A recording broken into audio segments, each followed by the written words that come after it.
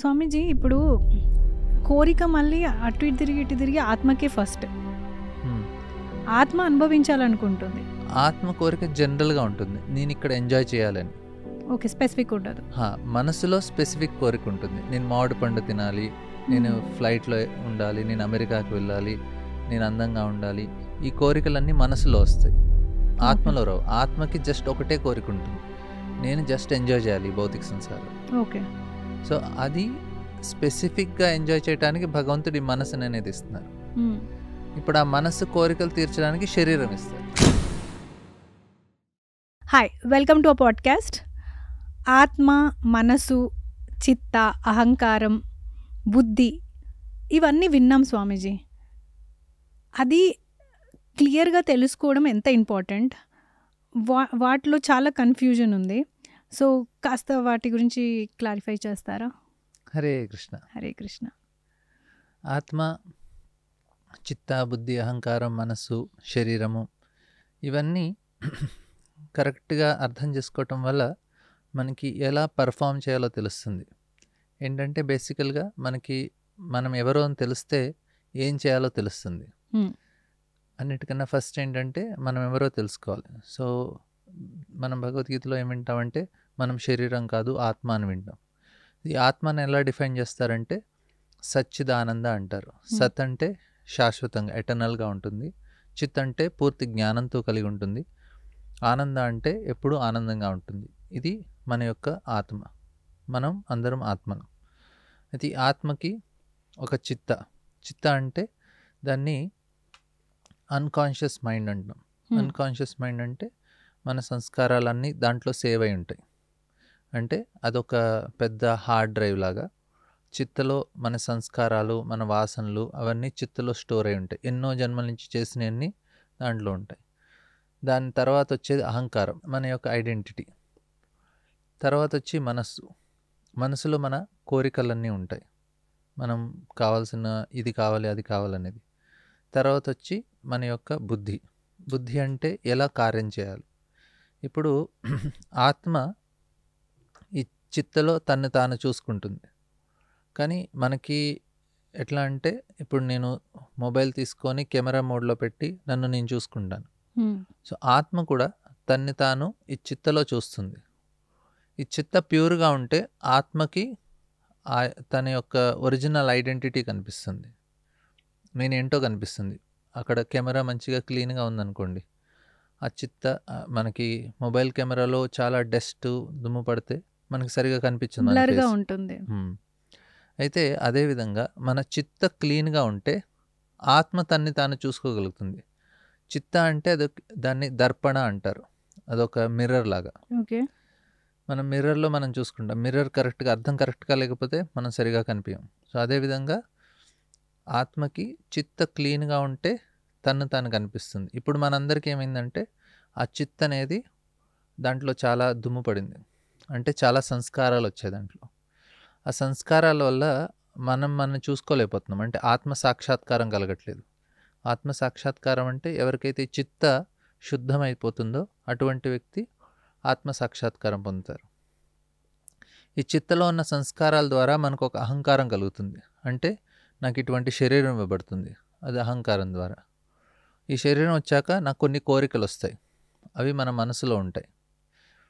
అహంకారం ఏంటంటే బేసికల్గా ఇప్పుడు నేను ఒక మగవాడిని, నేను ఆడ, నేను ఒక జంతువు, నేను ఈ భారతదేశానికి చెందిన వ్యక్తిని, నేను ఫలానా కులానికి చెందిన వ్యక్తిని, మా ఇల్లు, నా భార్య, నా పిల్లలు, ఇవన్నీ ఒక ఐడెంటిటీ మనకిస్తుంది.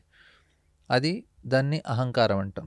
ఈ అహంకారం ఏం చేస్తుందంటే మనకు అటువంటి కోరికలు కలిగిస్తుంది.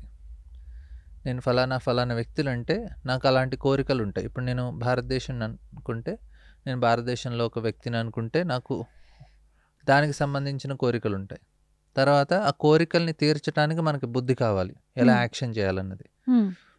అయితే చేయటానికి ఒక శరీరం కూడా కావాలి, ఒక శరీరం ఇవ్వబడుతుంది. సో ఆత్మకి ఈ చిత్త, అహంకారము, బుద్ధి, మనస్సు, బుద్ధి, శరీరం ఇవన్నీ ఒక ఇన్స్ట్రుమెంట్స్. ఆత్మ ఈ భౌతిక సంసారంలో ఒక పర్ఫామ్ చేయటానికి, యాక్టివిటీ చేయటానికి. నాకు ఆత్మ ఈ భౌతిక సంసారంలో వీటన్నిటికీ ఎలూఫ్గా ఉంటుంది, అంటే వీటికి సంబంధం లేదు. కానీ ఐడెంటిఫై చేసుకోవటం వల్ల మనకి శరీరం ఇవ్వబడుతుంది, మనం యాక్షన్ చేస్తాం. ఇది భగవద్గీతలో కృష్ణ అర్జునకి ఈ విధంగా చెప్తున్నారు. ఓకే. ఇప్పుడు అహంకారం అనే పదం చాలా కామన్‌గా అంటాం. అంత అహంకారము అని. అహంకారంని బాగా నెగెటివ్ కానోటేషన్‌లో తీసుకుంటాం. పొగరు అని. సో, ఆ పొగరు, అహంకారము మీరు చెప్పే అహంకారం 2 వేరు వేరువా? ఇక్కడ ఏంటంటే, సో బేసికల్గా ఫస్ట్ మనం నేను శరీరం కాదు ఆత్మ అని ఫస్ట్ అర్థం చేసుకోవాలి. దానికి ఈ అహంకారం గురించి తెలుసుకోవాలి అంటే, అహంకారం ఎందుకు ఇవ్వబడుతుంది అంటే, మనకు ఒక ఐడెంటిటీ ఇస్తున్నారు భగవంతుడు. ఎట్లా అంటే, మనం నేను కొన్ని మనకి ఎక్స్పీరియన్సెస్ ఉంటాయి. మన ఎక్స్పీరియన్సెస్ మీద మనకి కొన్ని మన యొక్క ఈగో అనేది క్రియేట్ అవుతుంది. అహంకారం అంటే ఈగో. సో బేసికల్గా నాకు వచ్చిన ఎక్స్పీరియన్సెస్ వల్ల నేను అనుకుంటాను నేను చాలా హార్డ్ పర్సన్ని, నేను చాలా సాఫ్ట్ పర్సన్ని, లేకుంటే నేను చాలా అగ్రెసివ్, నేను చాలా ష్రూడ్. అలా మనకు ఒక ఇంప్రెషన్స్ వల్ల మనం ఒక ఐడెంటిటీ క్రియేట్ చేసుకుంటాం మనకి. అట్లా మన ఒక పర్సనాలిటీ క్రియేట్ అవుతుంది. సో మనకు వచ్చిన ఎక్స్పీరియన్సెస్ ద్వారా, మనకు అనుభవాల ద్వారా మనం ఒక పర్సనాలిటీ కింద తయారవుతాం. సో అది మన అహంకారం. ఇప్పుడు చిన్నప్పుడు నాకు మంచిగా తల్లిదండ్రులు ప్రేమ అవన్నీ లభిస్తే నేను తర్వాత చాలా మంచి లవ్వింగ్, కేరింగ్ పర్సన్గా తయారవుతాను. చిన్నప్పుడు నాకు చాలా బ్యాడ్ ఎక్స్పీరియన్సెస్ ఉంటే నేను పెద్ద అయ్యాక నాకు ఇరిటేటింగ్ పర్సనాలిటీ. సో మనకు వచ్చిన ఎక్స్పీరియన్స్ వల్ల మన అహంకారం అనేది క్రియేట్ అవుతుంది. సో ఈ అహంకారం ఏం చేస్తుందంటే మనకు ఒక బాడీని క్రియేట్ చేస్తుంది. ఇప్పుడు నేను ఒక చాలా ఎక్కువగా నిద్రపోవటం నాకు ఇష్టం ఉంది. సో నా అహంకారం ఏం చేస్తుందంటే, నువ్వు ఎప్పుడు పడుకోవాలి దాని తగ్గట్టుగా అది ప్లాన్లు వేస్తూ ఉంటుంది. సో నాకు ఈ బాడీ కోఆపరేట్ చేయట్లేదు. సో అందుకే నాకు ఒక పోలార్ బేర్, ఒక మంచు ప్రదేశాల్లో అక్కడ ఎలుగుబంట్లు ఉంటాయి, అవి పోలార్ బేర్ అంట, అవి 6 నెలలు పడుకుంటాయి. సో దానికి తగ్గట్టుగా మీకు ఒక బాడీ ఇస్తుంది. నేను చాలా స్ట్రాంగ్గా ఉండాలి, లేకుంటే చాలా ఫేమస్గా ఉండాలి, లేకుంటే చాలా స్మార్ట్గా ఉండాలి. సో నేను ఒక పర్సనాలిటీ నన్ను క్రియేట్ చేసుకుంటున్నాను. సో నా కోరిక ప్రకారంగా నాకు ఒక బాడీ ఇవ్వబడుతుంది. సో అట్లా ఫ్యూచర్లో నాకు ఎట్లాంటి బాడీ కావాలన్నది.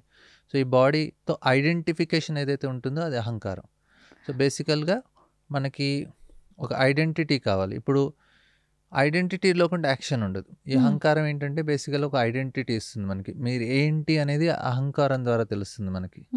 ఇప్పుడు మిమ్మల్ని అడుగుతా మీరేంటి అని. సో ఇమీడియట్గా మీ పర్సనాలిటీ గురించి ఫస్ట్ నా పేరు ఇది, నా ఊరు ఇది, నా డిజిగ్నేషన్ ఇది, నా ఎడ్యుకేషన్ ఇది, నేను ఇది, ఏదో నన్ను డిస్క్రైబ్ చేసేది ఏదో నేను 4 చెప్పుకుంటాను. అవన్నీ మన అహంకారం. ఓకే, అదే. సో మనకు ఒక ఐడెంటిటీ అనేది ఇస్తుంది అహంకారం. సో మీకు ఐడెంటిటీ ఎక్కడి నుంచి వచ్చింది? నా ఈగో వల్ల. అంటే ఈగోనే ఐడెంటిటీ, కానీ అది ఎక్స్పీరియన్సెస్ వల్ల మీరు అట్లా పర్సనాలిటీ. ఇప్పుడు నేను మిమ్మల్ని అడుగుతున్నాను మీరు ఎట్లాంటి పర్సనాలిటీ అని, మీరేం చెప్తారు? నేను చాలా జోవియల్, నేను చాలా ఫ్రీ, నేను చాలా కేరింగ్. సో మీరు ఆ కేరింగ్ ఇదన్నీ పర్సనాలిటీ ఎట్లా వచ్చాయి? మీకు వచ్చిన ఎక్స్పీరియన్స్ ద్వారా మీరు ఆ పర్సనాలిటీ. కరెక్ట్. సో మీరు ఇప్పుడు అలా ఐడెంటిఫై చేసుకుంటారు మిమ్మల్ని.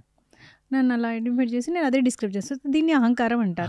ఇది ఐడెంటిటీ. సో ఇది ఏం చేస్తుందంటే మీకు మీ యొక్క కోరికల్ని దీని మీద బేస్ అయి ఉంటుంది.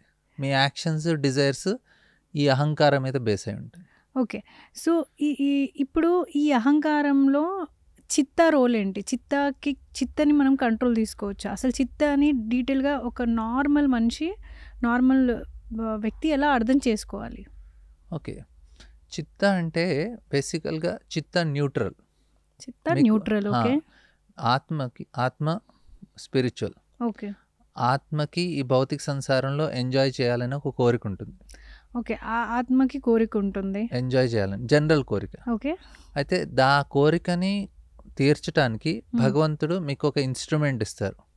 ఆ ఇన్స్ట్రుమెంట్ వచ్చి చిత్త. కోరికను తీర్చుకోవడానికి ఇన్స్ట్రుమెంట్ చిత్త అయితే మళ్ళీ శరీరం ఎక్కడ? చిత్త, దాని నుంచి శరీరం కూడా వస్తుంది. చిత్త, శరీరం. ఆ చిత్తకి ఒక 3 పార్ట్స్ ఉంటాయి. ఓకే. ఒకటి అహంకారము, ఒకటి మనస్సు, ఒకటి బుద్ధి. ఓకే. సో చిత్త ఇట్ విల్ బి ఆ సబ్ డివిజన్స్ కింద అహంకారము, మనసు, బుద్ధి. అహంకారం ఏమో ఐడెంటిటీ ఇస్తుంది, మనసు కోరికలు ఇస్తుంది, బుద్ధి మీతో యాక్షన్ చేయిస్తుంది. ఓకే. ఇదొచ్చి మన సూక్ష్మ శరీరం. సూక్ష్మ మన శరీరం. మనకి ఇంకొక శరీరం వస్తుంది, మనం చూస్తుంది ఇది స్థూల ఈ శరీరం. స్థూల శరీరం. దీంట్లో పంచమహాభూతాలతో తయారైన ఈ శరీరం ఉంటుంది. 5 కర్మేంద్రియాలు, 5 జ్ఞానేంద్రియాలతోటి. సో ఈ 2 కాంబినేషన్తో మనం ఇక్కడ ఎంజాయ్ చేస్తాం. సో ఆత్మ దీన్ని అబ్జర్వ్ చేస్తుంది. ఆత్మకి ఇన్స్ట్రుమెంట్స్ ఇస్తారు 2, ఒకటి మనస్సు, ఒకటి శరీరం. ఆత్మ, మనసు, శరీరం 3 భాగాలు. ఈ మనసు అనే దాంట్లో చిత్త మెయిన్, దాని నుంచి 3 భాగాలు. దాంట్లో అహంకారం, మనసు, బుద్ధి. తర్వాత వచ్చి శరీరం. శరీరంలో 10 భాగాలు, 5 కర్మేంద్రియాలు, 5 జ్ఞానేంద్రియాలు. సో ఇలా మనకి 2 పార్ట్స్ ఆత్మకి ఇవ్వబడుతుంది ఈ భౌతిక సంసారంలో ఎంజాయ్ చేయడానికి. ఇప్పుడు ఈ చిత్త ఏంటంటే మీకు అది మెయిన్, అన్ని ఇన్ఫర్మేషన్స్ అక్కడ స్టోర్ అయిపోతాయి. మీకు వచ్చిన సంస్కారాలు, మీకు ఎక్స్పీరియన్సెస్ అన్నీ అక్కడ స్టోర్ అయిపోతాయి. దాని నుంచి మీ అహంకారం ఫామ్ అవుతుంది, దాని నుంచి మీ కోరికలు వస్తాయి, దాని నుంచి మీకు యాక్షన్ చేయాలనే బుద్ధి వస్తుంది. ఓకే స్వామీజీ, ఇప్పుడు కోరిక మళ్ళీ అటు ఇటు తిరిగి ఆత్మకే ఫస్ట్. ఆత్మ అనుభవించాలనుకుంటుంది, ఆత్మకి కోరికలు ఉంటాయి, దానికి అనుభవించాలని ఉంటుంది. అప్పుడు ఇన్స్ట్రుమెంట్ ఇస్తారంటున్నారు. ఏది? చిత్త, శరీరం, 2 ఇన్స్ట్రుమెంట్లు ఇస్తారు. కానీ లోపల నుంచి మనం డ్రైవ్ చేసేది చిత్త.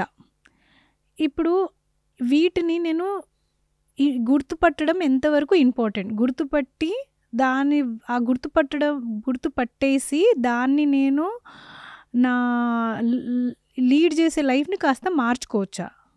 ఫస్ట్ ఇంకొకటి ఏంటంటే, ఇంకా డీటెయిల్గా మీకు అర్థం అవ్వాలి ఏంటంటే, ఇక్కడ ఆత్మ కోరిక జనరల్గా ఉంటుంది, నేను ఇక్కడ ఎంజాయ్ చేయాలని. ఓకే, స్పెసిఫిక్ ఉండదు. మనసులో స్పెసిఫిక్ కోరిక ఉంటుంది, నేను మామిడి పండు తినాలి, నేను ఫ్లైట్లో ఉండాలి, నేను అమెరికాకి వెళ్ళాలి, నేను అందంగా ఉండాలి. ఈ కోరికలన్నీ మనసులో వస్తాయి, ఆత్మలో రావు. ఆత్మకి జస్ట్ ఒకటే కోరిక ఉంటుంది, నేను జస్ట్ ఎంజాయ్ చేయాలి ఈ భౌతిక సంసారంలో. ఓకే. సో అది స్పెసిఫిక్గా ఎంజాయ్ చేయడానికి భగవంతుడి మనసుని అనేది ఇస్తున్నారు. ఇప్పుడు ఆ మనసు కోరికలు తీర్చడానికి శరీరం ఇస్తారు. ఇప్పుడు నేను అమెరికాకి వెళ్ళాలనుకున్నాను, నా కోరిక ఉంది. సో దానికి తగ్గట్టుగా నాకు ఒక శరీరం కూడా ఉండాలి, దానికి తగ్గట్టుగా బుద్ధి కూడా ఉండాలి. సో అవన్నీ మనకి భగవంతుడు ఇస్తారు. ఓకే, నువ్వు చాలా హెల్దీగా ఉండాలి, నేను స్పోర్ట్స్ ప్లేయర్ అవ్వాలి. స్పోర్ట్స్ ప్లేయర్ అవ్వాలి అంటే దానికి తగ్గట్టుగా శరీరం ఉండాలి కదా. సో ఆ శరీరము, మనసు 2 భగవంతుడు ఇస్తారు మనకి, ఈ ప్రకృతి ద్వారా వస్తుంది. కానీ కర్మల వల్ల రావా? అదే కర్మ ప్రకారంగా మీకు ప్రకృతి ప్రొవైడ్ చేస్తుంది. అయితే ఇప్పుడు ఇవి తెలుసుకోవటం వల్ల ఏంటి అంటే, మనం ఎలా ఆపరేట్ చేయాలో తెలుస్తుంది. ఒక మిషన్ దాని పార్ట్స్ అన్ని క్లియర్గా తెలిస్తే దాన్ని ఎలా ఆపరేట్ చేయాలో తెలుస్తుంది. ఇప్పుడు నా లోపల ఇవన్నీ ఉన్నాయి కదా స్వామీజీ, చిత్త ఉంది, మనసు ఉంది, అహంకారం ఉంది, బుద్ధి ఉంది. వీటిని తెలుసుకోవడం ద్వారా నా జీవితాన్ని మార్చుకునే అవకాశం ఉందా? డెఫినెట్గా. ఎట్లా అంటే, ఇప్పుడు నా కోరికలు వేరు, నేను వేరు అని ఫస్ట్ అర్థమవుతుంది మనకి. నా కోరిక వేరు, నేను వేరు. ఇప్పుడు ఆత్మ వేరు కదా, కోరికలన్నీ మనసులో వస్తున్నాయి. ఈ మనసులో కోరికలన్నీ బయట నుంచి వస్తాయి మనకి, ఇంప్రెషన్స్ ద్వారా వస్తాయి. ఇప్పుడు నేను నా ఫ్రెండ్స్ అందరినీ చూశాను, వాళ్ళందరూ క్రికెట్ ఆడుతున్నారు. సో వాళ్ళని చూశాక నాకు ఆ కోరిక వస్తుంది. ఇప్పుడు నాకు బేస్బాల్ ఆడాలనో, లేకుంటే లూడో ఆడాలనో, ఇంకేదన్నా చాలా గేమ్స్ ఉంటాయి బయట, వాళ్ళు బౌలింగ్ అని, ఇదని, అదని. సో మీరు అనేది అవన్నీ నాకు ఆడాలని కోరిక రావట్లేదు. ఎందుకు ఈ కోరిక వస్తుంది? నాకు నా అటువంటి అసోసియేషన్లో ఉన్నాం కాబట్టి నాకు ఆ కోరిక వస్తుంది. సో ఎన్వైరన్మెంట్ బేస్ అవుతుంది, మన చుట్టూతో మనుషులు, ఆ బేస్ వల్ల కోరిక పుడుతుంది. అయితే ఇప్పుడు నేను నా ఆత్మని ఎలా గుర్తించాలి? నా ఆత్మని నేను ఎలా గుర్తుపట్టాలి? గుర్తుపట్టి దాన్ని నేను సఫరింగ్, దుఃఖానికి, వాటి ఆ రూట్లో వెళ్ళొద్దు అంటే నేను ఎలా కంట్రోల్ చేసుకోవాలి? ఇప్పుడు ఏంటంటే, నేను చెప్పాను కదా, ఆత్మ తన్ని తాను చిత్తలో చూసుకుంటుంది. కానీ ఇప్పుడు ఏం కనిపిస్తుందంటే, నేను ఫలానా వ్యక్తిని, నేను చాలా స్ట్రాంగ్ని, నేను చాలా వీక్, నేను మంచివాడిని, నేను చెడ్డవాడిని. చిత్తలో ఇదే కనిపిస్తుంది ఆత్మకి. ఎందుకంటే ఆత్మ, ఆ చిత్త అనేది చాలా బ్లర్ అయిపోయింది, దాంట్లో అంతా దుమ్ము పట్టింది. మనం చిత్తని ఎప్పుడైతే శుద్ధి చేస్తామో, దాన్ని క్లీన్ చేస్తామో, అప్పుడు మనకి ఆత్మ క్లియర్గా కనిపిస్తుంది. నేను చెప్పాను కదా, మనకి మొబైల్లో మీరు కెమెరా మోడ్ పెట్టుకొని అది మీరు కరెక్ట్. కెమెరా ఉల్టా చేసుకుంటే మనకు కనిపిస్తుంది, కానీ అది బ్లర్గా ఉంటే దుమ్ము పట్టి ఉంటే కనిపిస్తుంది. సో చిత్తని క్లీన్ చేయటమే మనకి యోగ మార్గాలు చెప్తారు. కర్మయోగము, జ్ఞానయోగము, ధ్యాన యోగం, భక్తి యోగం ద్వారా చిత్త అనేది క్లీన్ అయిపోతుంది. చిత్త క్లీన్ చేయొచ్చు, పాసిబుల్. Yes, okay. సో దానికి భగవద్గీతలో మనకి మార్గాలు ఉన్నాయి. యోగ సూత్రాల్లో ఉంటాయి, భగవద్గీతలో ఉంటాయి, ఇంక వేరే శాస్త్రాల్లో కూడా ఉన్నాయి. సో చిత్త క్లీన్ అయితే అందులో ఉన్న మనసు, అహంకారం, బుద్ధి 3 మన కంట్రోల్లో ఉంటాయి. Hmm. అప్పుడు మన కర్మల్లో మార్పులు వస్తుంది. అనేది కనిపించేస్తుంది. చాలా టఫ్ అంటారా? టఫ్ అంటే మనం ఎంత డిటర్మైన్డ్గా ఉన్నో దాన్ని బట్టి టఫ్ కాదని తెలుస్తుంది. అంటే ఇప్పుడు రెగ్యులర్ లైఫ్ చాలా బిజీగా ఉంది స్వామీజీ. అంటే సర్వైవల్, ఈ సర్వైవల్ చేసుకుంటూ ఇవి ప్యారలల్గా చేసే అవకాశం ఉందా? ఎందుకంటే మనకున్న వ్యూవర్స్ అందరు రెగ్యులర్ జాబ్కి వెళ్తారు, వర్క్కి వెళ్తారు, బిజినెస్ ఉంది. నార్మల్ మండేన్ లైఫ్ చేసుకుంటూ కూడా ఒక వ్యక్తి ఈ వీటిని ప్రాక్టీస్ చేసే సులువైన మార్గాలు ఉన్నాయా? ఇప్పుడు కలియుగంలో ఏంటంటే కర్మయోగం చేయటం అన్నా, ధ్యాన యోగం చేయటం, జ్ఞానయోగం చేయటం చాలా కష్టం. ఎందుకంటే ఇప్పుడు వర్ణాశ్రమ ధర్మం చేయాలంటే ఇప్పుడు చాలా కష్టం, వర్ణ సెటప్ లేదు మనకి, అందుకే కర్మయోగ చేయలేం. జ్ఞానయోగం చేయాలంటే ఆ వ్యక్తి సన్యాసం తీసుకోవాలి, చాలా స్ట్రిక్ట్ రూల్స్ అండ్ రెగ్యులేషన్స్ పాటించాలి. ఈవెన్ కర్మయోగాలు కూడా చాలా స్ట్రిక్ట్ రూల్స్ అండ్ రెగ్యులేషన్స్ ఉంటాయి.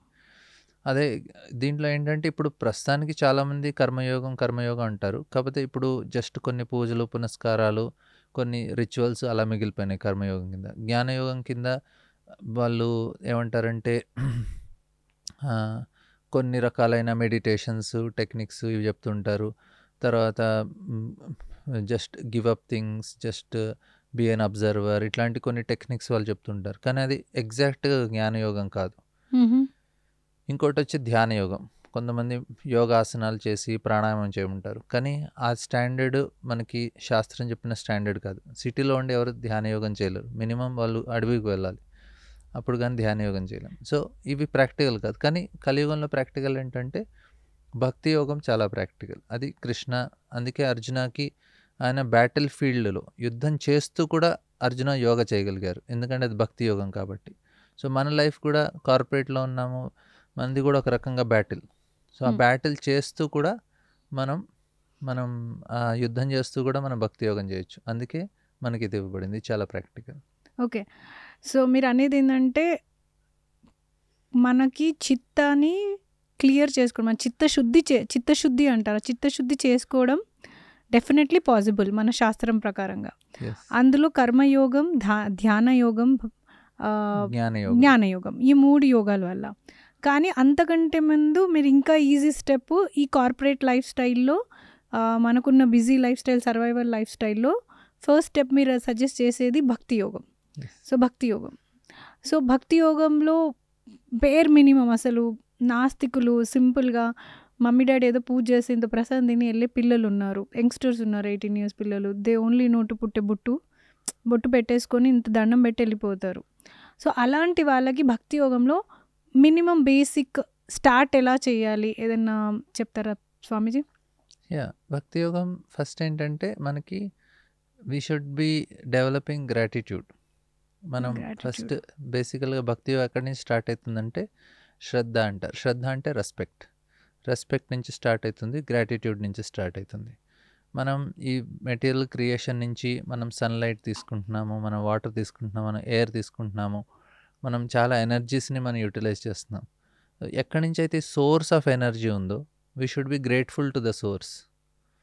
ఫస్ట్ వీ షుడ్ అండర్స్టాండ్ ఈ సోర్స్ ఎవరు, ఎక్కడి నుంచి వస్తుంది. Let me at least acknowledge. నేను రోజు గాలి పీల్చుకుంటున్నాను, సూర్యుడి యొక్క సన్లైట్ తీసుకుంటున్నాను, చాలా నేను భోజనం చేస్తున్నాను, ఎలా డైజెస్ట్ అవుతుంది నాకు? Who is making it digested? నేనేం మెడిటేట్ చేయట్లేదు కదా, కూర్చొని నా ఫుడ్ డైజెస్ట్ అవ్వాలి, ఆటోమేటిక్గా డైజెస్ట్ అవుతుంది. Somebody is doing it. Who is making this function? So అంటే there is some energy that is working. అహం వైశ్వానరో భూత్వ. కృష్ణ ఏమంటున్నారంటే ఐఎమ్ ద డైజెస్టింగ్ పవర్ అని చెప్తున్నారు. అలాగా నేను దదామి బుద్ధియోగంతం, నేను ఎనర్జీ ఇస్తున్నాను అంటున్నారు. కృష్ణ ఏమంటారంటే దట్ అహం సర్వస్య ప్రభవో మత్తః సర్వం ప్రవర్తతే ఇతి మత్వా భజంతే మాం బుధ భావ సమర్పిత అహం సర్వస్య ప్రభు, I'm actually the master. So ఆయన అన్నిటినీ కంట్రోల్ చేస్తున్నారు.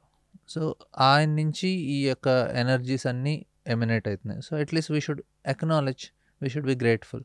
ఆ గ్రాటిట్యూడ్ ఎలా ఎక్స్ప్రెస్ చేస్తామంటే we try to remember that person at least ఒక 10 minutes మార్నింగ్, 10 minutes ఈవినింగ్. ఆ రిమెంబరింగ్ మెథడ్ ఏదైతే ఇచ్చారో దాన్ని మంత్ర మెడిటేషన్ అంటాం. మంత్ర మంత్ర మెడిటేషన్. మెడిటేషన్. సో ఎవరైనా ప్రతిరోజు మంత్ర మెడిటేషన్ చేసుకొని ఎక్నాలెడ్జ్ చేస్తే, my Hmm. Dear lord thank you very much.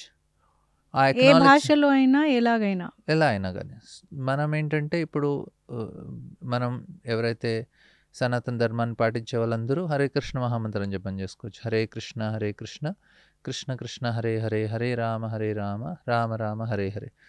ఈ మంత్రం 10 minutes పొద్దున, 10 minutes సాయంత్రం, పెద్ద టైం ఏం పట్టదు. దానివల్ల ఏమవుతుందంటే మీరు ఎక్నాలెడ్జ్ చేస్తున్నారు, ఇమీడియట్గా మీ కాన్షియస్నెస్, మీ చిత్త అనేది మారిపోతుంది, అది ప్యూర్ అయిపోతుంది. అలా మీ లైఫ్ మెల్లమెల్లగా గ్రాటిట్యూడ్ తోటి, రెస్పెక్ట్తో ఉంటే ఆటోమేటిక్గా you will get that realization. Okay, I'm part of this universe, I'm part, నాకు ఒక రెస్పాన్సిబిలిటీ ఉంది, నేను ఇక్కడి నుంచి తీసుకుంటున్నానంటే I have to give back also. అలా మన లోపల చాలా థాట్స్ అన్నీ మారిపోతూ ఉంటాయి. ఓకే. సో బేసిస్ ఆఫ్ మన మన చిత్తాన్ని శుద్ధి చేసుకోవడానికి బేస్ ప్లస్ మన సర్వైవల్లో, మన రోజువారీ జీవితంలో మన జీవితాన్ని బెటర్ చేసుకోవాలి అంటే భక్తి మార్గం. అందులో బేసిక్స్ ఏ భాషలో అయినా, ఏ చోటున్నా, ఏ దేశంలో ఉన్నా మనకు బేసిక్ చాలా మంచి విషయం చెప్పారు స్వామీజీ. రెస్పెక్ట్తో స్టార్ట్ అయ్యి గ్రాటిట్యూడ్తో ఎండ్ అవుతుంది. మినిమం గ్రాటిట్యూడ్, ఏ వస్తువు వచ్చినా, ఎవరి నుంచి వచ్చినా ఆ పరమాత్మకి మనము మనలో నుంచి ఇచ్చే ఆ గ్రాటిట్యూడ్ భావన, అంటే కృతజ్ఞత భావన. ఆ కృతజ్ఞత భావని మనము ప్రతిరోజు మనలో తెచ్చుకుంటే ఐ థింక్ మన భక్తి మార్గానికి స్టార్ట్ చేసినట్టు అవుతుంది. చాలా బాగా చెప్పారు స్వామీజీ. అయితే ఇలాగే ఇప్పుడు ఈ బుద్ధి, మనసు రెండు, ఇది ఇంకా మనం మాట్లాడుతుంటాం. బుద్ధి అంటే మాకు మైండ్ అని తెలుసు, మనసు అంటే ఇక్కడ హార్ట్ అని, ఇలా మా అండర్స్టాండింగ్. ఈ బుద్ధి, మనసు మన భక్తి మార్గాల్లో ఎలా, ఫస్ట్ వాటి గురించి తెలుసుకుందాం స్వామీజీ. సో ఫస్ట్ నేను అహంకారం చెప్పాను. అహంకారం బేసికల్గా ఏంటంటే మన ఐడెంటిటీ. నేను ఎవరో అనేది మనకి ఎలా తెలుస్తుందంటే మన యొక్క అహంకారం ద్వారా తెలుస్తుంది. నాకు వచ్చిన ఇంప్రెషన్స్ ద్వారా నాకు ఒక ఐడెంటిటీ క్రియేట్ అవుతుంది. నేను ఈ పర్సనాలిటీ అంటే నాకు వచ్చిన ఇంప్రెషన్స్, నేను ఈ పర్సనాలిటీ. కరెక్ట్. ఎవరికి మంచి ఇంప్రెషన్స్ వస్తే మంచి పర్సనాలిటీ, చెడు ఇంప్రెషన్స్ వస్తే చెడు పర్సనాలిటీ. సో బేసికల్గా ఆయన పర్సనాలిటీ ఎట్లా ఫైన్ అంటే ఆయన ఇంప్రెషన్స్ ద్వారా. ఇంప్రెషన్స్ అంటే మళ్ళీ సంస్కారాల ద్వారా. ఓకే. సో సంస్కారాల ద్వారా ఆ పర్సనాలిటీ, దాని ద్వారా అహంకారం వచ్చింది. ఇప్పుడు అహంకారం ఏం చేస్తుందంటే మనకి ఆ కోరికలు అట్లా ఇస్తుంది. నేను ఇప్పుడు స్వామీజీ ఒక్కసారి మళ్ళీ ఇప్పుడు సంస్కారాస్ అంటే రెగ్యులర్ లైఫ్లో ఒక వర్డ్ చెప్పరా అందరికి? సంస్కారం అంటే బేసికల్గా ఒక రకంగా ఇంప్రెషన్స్, నాకు కలిగిన ఎక్స్పీరియన్సెస్. ఓకే, అనుభవాలు, మనకు వచ్చిన అనుభవాలు, ఎక్స్పీరియన్సెస్. ఓకే, వాటి వల్ల అహంకారం వస్తుంది. దాని ద్వారా ఆ అహంకారం అనేది క్రియేట్ అవుతుంది. సో ఇప్పుడు నాకు ఈ అహంకారం క్రియేట్ అయింది. ఇదేం చేస్తుందంటే మన నెక్స్ట్ బాడీ కూడా డిసైడ్ చేస్తుంది. మనం ఇప్పుడు ఈ లైఫ్లో వచ్చిన ఇంప్రెషన్స్, అహంకారం ఏం చేస్తుందంటే మన నెక్స్ట్ బాడీని కూడా డిసైడ్ చేస్తుంది. సో దాని గురించి మనం డీటెయిల్గా తర్వాత డిస్కస్ చేస్తాం. కానీ ఇక్కడ మెయిన్ ఏంటంటే ఫస్ట్ మన యొక్క అహంకారంని ఏం డిసైడ్ చేస్తుందంటే మన యొక్క కోరికల్ని, మన యొక్క యాక్షన్ని డిసైడ్ చేస్తుంది. నాకు ఇప్పుడు ఫలానా ఇప్పుడు నా అహంకారం ఏంటంటే నేను ఇక్కడ హైదరాబాద్కి కాలేజీలో చదువుతున్నాను, నా ఫ్రెండ్స్ వీళ్ళు, ఇలా నేను వాళ్ళతో ఐడెంటిఫై చేసుకున్నాను. సో ఇప్పుడు నా అహంకారం ఏంటంటే నా ఫ్రెండ్స్ వాళ్ళందరూ సాఫ్ట్వేర్లో జాబ్ చేశారు. ఇప్పుడు నాకేం కోరిక వస్తుంది? అహంకారం ఏం చేస్తుంది? నువ్వేం తక్కువ తిన్నావు, నువ్వు కూడా సాఫ్ట్వేర్లో జాబ్ చేయాలని చెప్తుంది. సో మన కోరిక అనేది అహంకారం డిసైడ్ చేస్తుంది. ఇప్పుడు నేను భారతీయుడిని, అలా నేను అనుకున్నాను అనుకోండి, వెంటనే భారతదేశానికి నేను ఏదైనా చేయాలని కోరిక ఉంటుంది. ఇప్పుడు మనకి నేను భర్తని అంటే నా భార్యకి ఏదైనా చేయాలని కోరిక ఉంటుంది. నేను తండ్రిని అంటే నా పిల్లలకి ఏదైనా చేయాలని కోరుకుంటా. సో నా అహంకారం బట్టి నా యాక్షన్ ఉంటుంది. ఎవరన్నా అబ్బాయికి అమ్మాయికి కలిపి ఒక మ్యారేజ్ చేస్తారు. మ్యారేజ్ చేశాక ఇద్దరికి ఒక అహంకారం వస్తుంది. నేను భర్త అనే అహంకారం వస్తుంది, భార్య అనే అహంకారం వస్తుంది. అహంకారం ఏం చేస్తుంది, ఆమె యాక్షన్స్ అప్పుడు మారిపోతాయి ఆ రోజు నుంచి. అప్పటిదాకా ఫ్రీగా ఉన్నది ఇప్పుడు నాకు రెస్పాన్సిబిలిటీ ఉందనుకుంటుంది. అప్పటిదాకా అబ్బాయి నేను ఫ్రీగా ఉన్నా అనుకుంటాడు.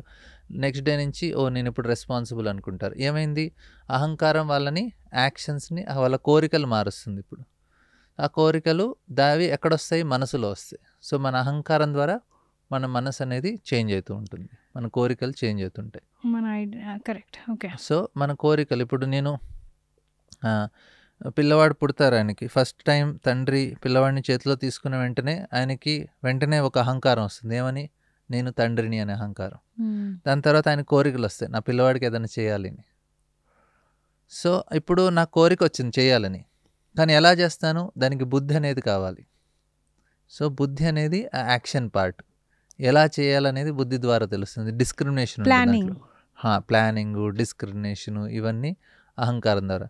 ఇప్పుడు నా కోరిక ఉంది ఏంటి, అయితే ఇది యాక్షన్ పార్ట్. సో ఇలాగా అహంకారము, మనసు, బుద్ధి ఈ 3 అలా ఫంక్షన్ అవుతుంది. దానికి శరీరం, బుద్ధి, వివేకం ఒకటే అంటారా స్వామీజీ?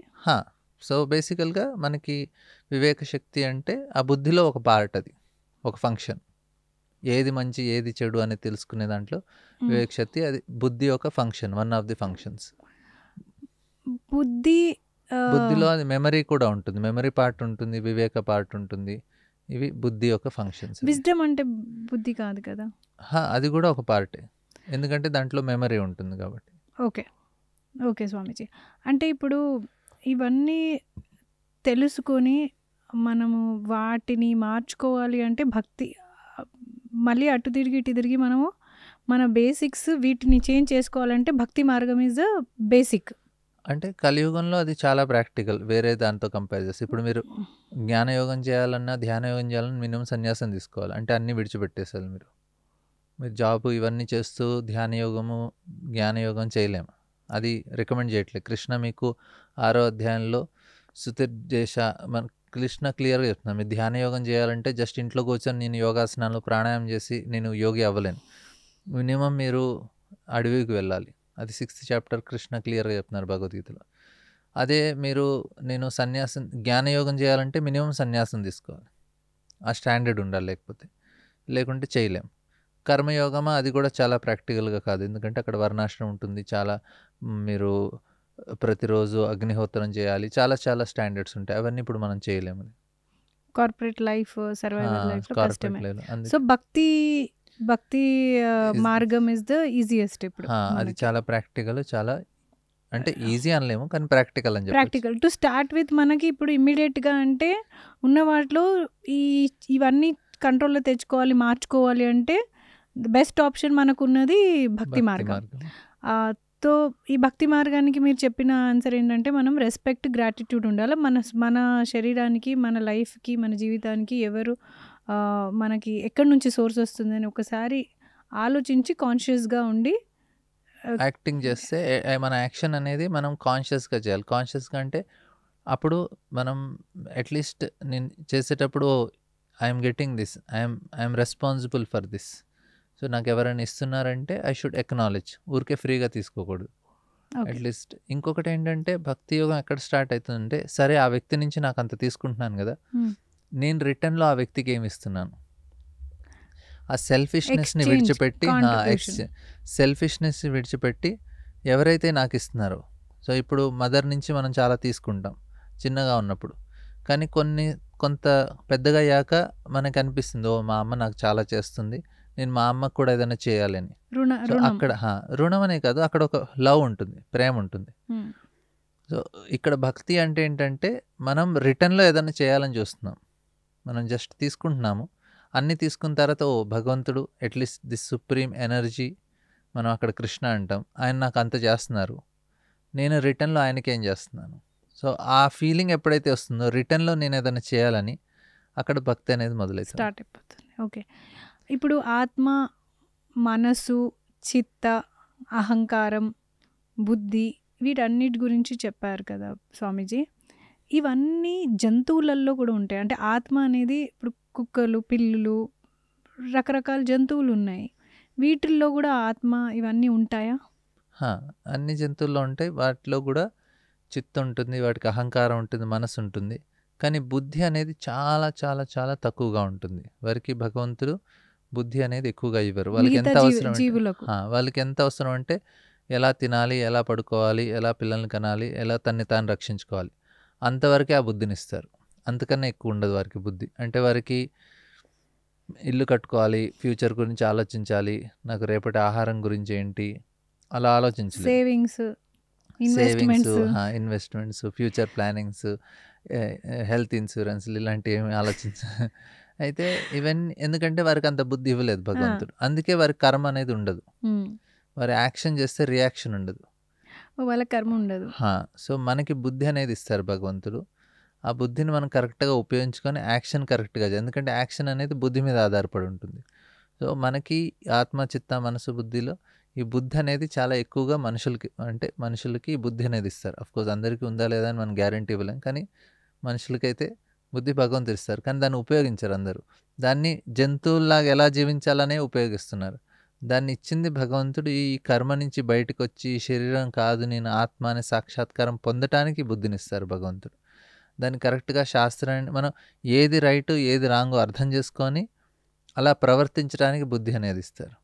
ఆ బుద్ధి ఎలా ఇంప్రూవ్ అవుతుందంటే శాస్త్రాన్ని చదువుకోవటం ద్వారా, భగవద్గీత చదవటం ద్వారా. అప్పుడు ఆ బుద్ధి అనేది ఇంప్రూవ్ అవుతుంది. సో దాన్ని బట్టి వాళ్ళు యాక్షన్ అలా చేయాలి. అప్పుడు వారికి ఎట్లాంటి కర్మ రావాలి, మంచి కర్మ, చెడు కర్మ, దాని మీద ఆధారపడి ఉంటుంది.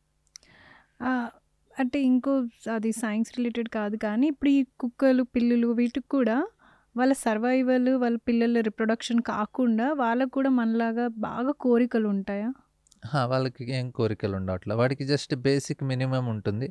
తినాలని, తిన్న తర్వాత పడుకుంటాయి, మళ్ళీ లేచాక మళ్ళీ తింటాయి, మళ్ళీ అటు ఇటు తిరుగుతాయి. మళ్ళీ స్వామీజీ వాళ్ళ జీవితం కాకపోతే సోషల్ యాక్సెప్టెన్స్ టెన్షన్ లేదు, అప్రూవల్, వాలిడేషన్ టెన్షన్స్ లేవు వాళ్ళకి. అందుకే వాళ్ళకి పెద్దగా స్ట్రెస్, టెన్షన్, డిప్రెషన్స్. అందుకే యానిమల్స్ ఏవి సూసైడ్ చేసుకోవు. ఆత్మహత్య అనేది జంతువుల్లో ఉండదు. అది యాక్చువల్లీ మేజర్ పాయింట్ వాటికి చెప్పారు. హార్ట్ బ్రేక్ ప్రాబ్లం కూడా ఉండదు అనమాట. అలా వాటికి ఆ అడ్వాంటేజ్ ఉంటుంది. కాకపోతే ఏంటంటే వారి యొక్క ఎగ్జిస్టెన్స్ అది చాలా అన్కంఫర్టబుల్ సిచ్యువేషన్స్. అంటే వారు they are fulfilled in a nasty conditions. ఇప్పుడు కుక్క ఉందనుకోండి, దానికి ఇష్టం వచ్చినట్టు ఇప్పుడు మనకి కావాలంటే మనం ఒక 10 రకాలైన ఆహారం మనం వెరైటీ చేసుకొని తినొచ్చు. కానీ జంతువులకు అట్లాంటి ఆప్షన్స్ ఉండవు. వారికి కొన్ని లిమిటెడ్ ఆప్షన్స్ ఉంటాయి, దాంట్లోనే వాళ్ళు సర్వైవ్ అవ్వాలి. అది ఇంకా భగవంతుడు ఎట్లా ప్రొవైడ్ చేస్తే అట్లానే సర్వైవ్ అవుతుంది. వాళ్ళకి ఏం పెద్దగా డిమాండ్ చేసి వాళ్ళకి ఈరోజు రోజు నాకు రైసే పెడుతున్నాను, నాకు ఈరోజు చికెన్ కావాలని వాళ్ళు డిమాండ్ చేయలేరు అవి. ఎందుకంటే వాటికి ఆప్షన్స్ లేవు. అట్లాగా మనకు అట్లా ఆప్షన్స్ ఉన్నాయి. మనకు అంత అడ్వాంటేజ్ ఉంది, అంత ఎంజాయ్ కూడా చేయొచ్చు. మన ఎమోషనల్ లెవెల్లో మనం ఎక్కువ ఎంజాయ్ చేస్తాం యానిమల్స్ కన్నా. మన ఫిజికల్ లెవెల్లో మనం ఎక్కువ ఎంజాయ్ చేయగలుగుతాం యానిమల్స్ కన్నా. కొన్ని మనకి ఫెసిలిటీస్ ఇచ్చారు భగవంతుడు, కానీ దానికి తగ్గట్టుగా మనకు ఒక బాధ్యత కూడా ఉంది, దాన్ని కరెక్ట్గా ఉపయోగించుకునేది. అలా మనం కరెక్ట్గా ఉపయోగించకపోతే అంత పెయిన్ కూడా మనకు ఉంటుంది. యానిమల్స్కి అంత ప్లెజర్ ఉండదు, అంత పెయిన్ ఉండదు. మనకి ప్లెజర్ ఉంటుంది, పెయిన్ ఉంటుంది. అయితే ఇప్పుడు ఒక్క మాట చెప్పారు స్వామీజీ మీరు, ఇప్పుడు యానిమల్స్కి సూసైడ్ కాన్సెప్ట్ లేదు ఈ మధ్య, చాలా రేర్లో ఒక 2 యానిమల్స్లో ఉండుంటే చాలా. ఓకే. సో మోస్ట్లీ ఇప్పుడు ఇది చాలా ఎక్స్ట్రీమ్గా అవుతుంది కార్పొరేట్ లైఫ్ స్టైల్లో. ఇప్పుడు సూసైడ్ అనే కాన్సెప్ట్, సూసైడ్ చాలామంది చేసుకుంటున్నారు. శాస్త్రంలో సూసైడ్కి సంబంధించి ఏమైనా రాశారా? ఆత్మహత్య చేసుకోకూడదు, చేసుకుంటే ఇలా ఇలా ఉంటుంది, దాని పరిణామం ఇలా అని ఇక్కడ శాస్త్రంలో దాని గురించి ఏమైనా చెప్పారా?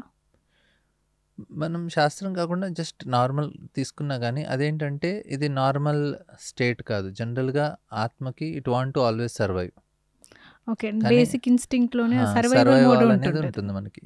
అందుకే మనకు మృత్యు అంటే భయం ఉంటుంది. కానీ ఇక్కడ సూసైడ్ కేసులో ఏంటంటే అది కొంచెం డ్యామేజ్ అయిపోయింది వాళ్ళ మైండ్. వాళ్ళకున్న ఎక్స్పీరియన్సెస్ వల్ల అది చాలా డ్యామేజ్ అయిపోయింది. అందుకు ఆ రీజన్ కారణంగా they don't want to survive. బేసికల్గా వాళ్ళకి ఏంటంటే ఆ మెంటల్ లెవెల్లో పెయిన్ ఎక్కువైపోయింది. అహంకారానికి, ఫాల్స్ ఈగో చాలా ఎక్కువగా హర్ట్ అయిపోతుంది.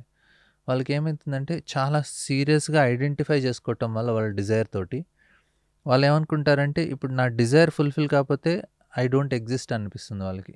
సో ఇప్పుడు ఒక అబ్బాయికి he wanted to get married to A girl, ఒక అమ్మాయితో పెళ్లి చేసుకోవాలి, కానీ అమ్మాయి దొరకలేదు. సో ఆయన అహంకారం చాలా దెబ్బతింటుంది.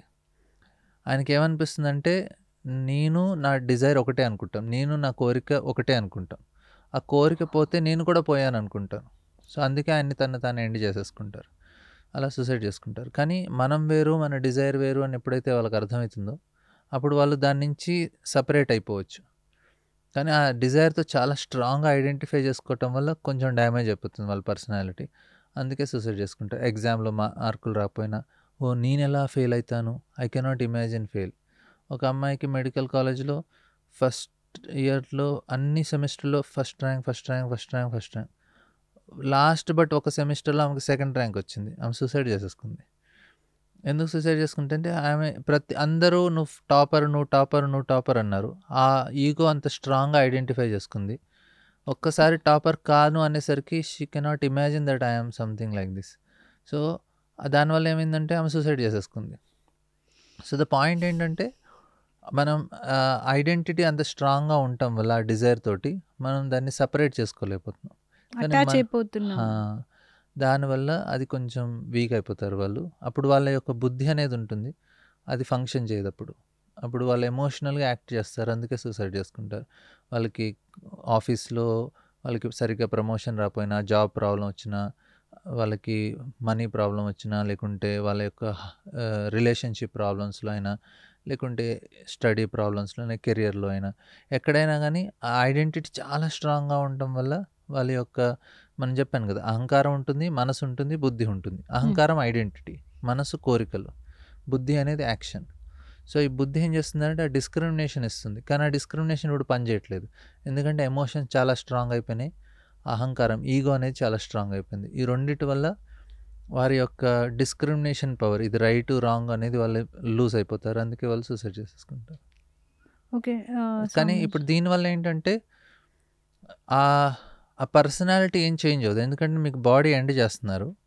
సో మీరు బాడీ ఎండ్ చేశాక జస్ట్ ఎక్స్టర్నల్ బాడీ పోతుంది, కానీ ఆత్మకి ఆ సెటిల్ బాడీ అలాగే ఉంటుంది. సో మనం చనిపోయినప్పుడు మన బాడీ అనేది 2 parts, నేను చెప్పాను కదా, ఒకటి సూక్ష్మ శరీరం, స్థూల శరీరం. మన యొక్క సూక్ష్మ శరీరం అలాగే ఉండిపోతుంది. సో ఆ డ్యామేజ్ బాడీతోటే నెక్స్ట్ బాడీ లభిస్తుంది. కానీ శాస్త్ర ప్రకారం ఏంటంటే, ఒక వ్యక్తికి 50 ఏళ్ళు ఆయన వయసు ఉంది, కానీ 20 ఏళ్ళకి ఆయన సూసైడ్ చేసుకున్నారు. సో ఇంకా 30 ఏళ్ళు ఆయన he has to live as a punishment. ఆయనకి బాడీ ఉండదు, కానీ డిజైర్స్ ఉంటాయి. So it's a punishment for you. ఇప్పుడు నాకు కోరిక ఉంది, నాకు మ్యాంగో తినాలంది, మామిడి పండు తినాలంది. నాకు మామిడి పండు తినాలని కోరిక ఉంది, నాకు కెపాసిటీ కూడా ఉంది, నాకు శరీరం ఉంది, కానీ నేను ఎంజాయ్ చేయొచ్చు. కానీ శరీరం లేదు, కోరిక ఉంది, ఎలా ఎంజాయ్ చేస్తాం? You will remain with some settle body. అట్లా సూక్ష్మ శరీరంతో అలాగే ఉండిపోతారు. వాళ్ళు పైకి అంటాం, అంటే మాకు కామన్గా పైకి అంటే స్వర్గంకో నరకానికో వెళ్తాం అనుకుంటాం. వాళ్ళు ఎక్కడ ఉంటారు ఈ ఆత్మలు సూసైడ్ చేసుకుంటే? ఇంకా they will just roam here and there, ఎక్కడక్కడ తిరుగుతూ ఉంటారు. ఎవరైతే కొంతమంది వీక్గా ఉంటారో ఆ బాడీని వాళ్ళలోకి వెళ్ళి వాళ్ళ ద్వారా ఎంజాయ్ చేయడానికి ట్రై చేస్తారు. అందుకే మనం అంటారు కదా, ఈయనలో దయ్యం పట్టిందిరా అంటారు. అంటే వేరే ఆత్మ దాంట్లో ఎంటర్ అయిపోతుంది, ఎందుకంటే ఆ వ్యక్తికి శరీరం లేదు, కానీ ఎంజాయ్ చేయాలంది. సో వాళ్ళు ఏం చేస్తారంటే ఎవరైతే వీక్గా ఉన్నారో వాళ్ళలో ఎంటర్ అయ్యి వాళ్ళ ద్వారా ఎంజాయ్ చేయడానికి ట్రై చేస్తారు. ఓకే, మళ్ళీ క్వశ్చన్ అడుగుతున్నాను స్వామీజీ. ఒకవేళ సూసైడ్ చేసుకుంటారు కదా ఎవరైనా, సూసైడ్ చేసుకున్న తర్వాత సూసైడ్ చేసుకున్న వ్యక్తి ఆత్మ ఇమీడియట్గా మళ్ళీ బార్న్ అవుతుందా, అటు ఇటు తిరుగుతూ ఉంటుందా?